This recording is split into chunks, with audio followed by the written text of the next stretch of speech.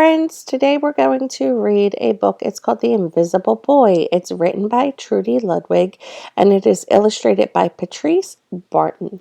So let's start to read The Invisible Boy.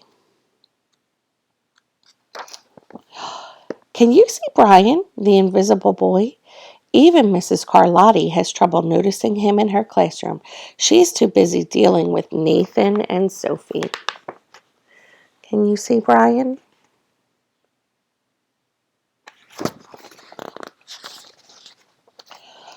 Nathan has problems with what Miss Carlotti calls volume control. He uses his outside voice inside too much.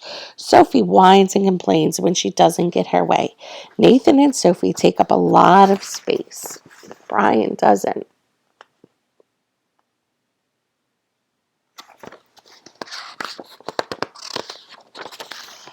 When the bell rings for recess, Micah and JT take turns choosing kids for their kickball teams. The best players get picked first. Then the best friends of the best players. Then the friends of the best friends. Only Brian is left, still waiting and hoping. Do you notice how Brian looks different than the other kids?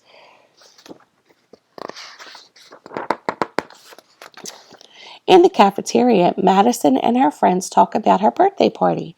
The rope swing over the pool was awesome, says JT. Yeah, so was the water slide, adds Fiona. That was the best pool party ever. I'm so glad you guys had fun, says Madison. Everybody did, except Brian. He wasn't invited. Anything that makes Brian feel? I think I would be sad. At choosing time, while the other kids play board games, and Brian sits at his table doing what he loves to do best.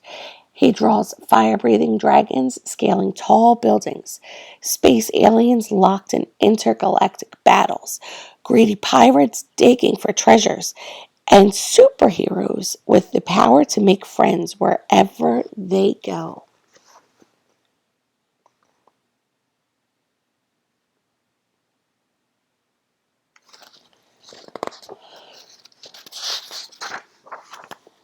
On Monday morning, Mrs. Carlotti introduces Justin, a new student, to the class.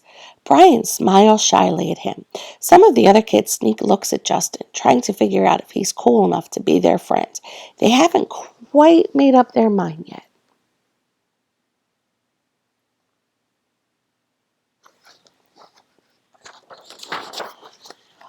At lunch, Madison and JT watch Justin eat with chopsticks. What's that? Asks Madison as she points at Justin's food. All the kids laugh. All of them, that is, except for Brian. He sits there wondering which is worse, being laughed at or feeling invisible. She says, "What's that?" And he says, "It's bulgogi." What? Bulgogi. It's Korean barbecued beef. My grandpa made it for me. It's really good. Do you want to try some? There's no way I'm trying bulgogi.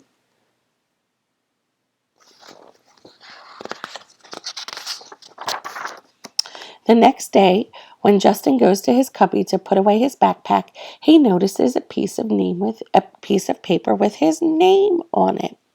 Justin, I thought the bulgogi looked good. Brian, yum.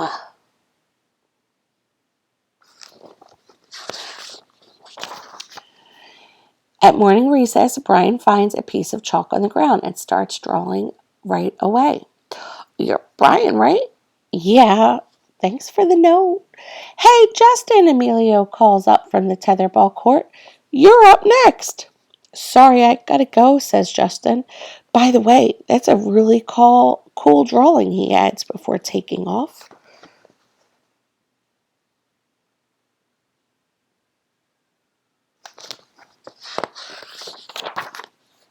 Back in class, Mrs. Carlotti asked the kids to team up in twos or threes for a special project.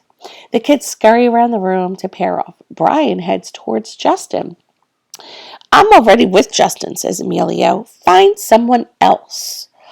Brian looks at the floor, wishing he could draw a hole right there to swallow him up. Miss Carlotti said we can have up to 3 people in our group. We're only 2. Come on, Emilio. Let's let him work with us. Oh, okay, I guess. He's starting to become a little bit less invisible, right? Mrs. Carlotti gives the class directions for a project. Your assignment is to work together to write a story about what you see in that photograph. Use your imagination and have fun. Whoa, cool, says Emilio. What kind of people do you think would live in a house like that? I don't know, but I bet Brian could draw them to go with our story, says Justin. Brian smiles and he takes out his lucky pen.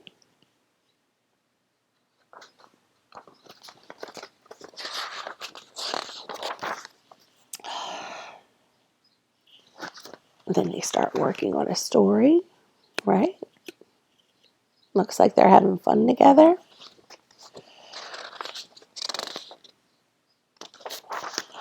It's lunchtime again, Brian's least favorite part of the day.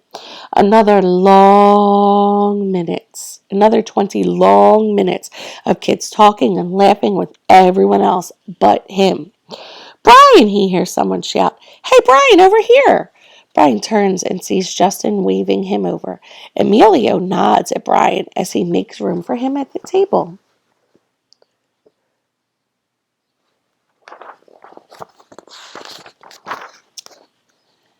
Maybe, just maybe, Brian's not so invisible after all. They're sharing their cookies.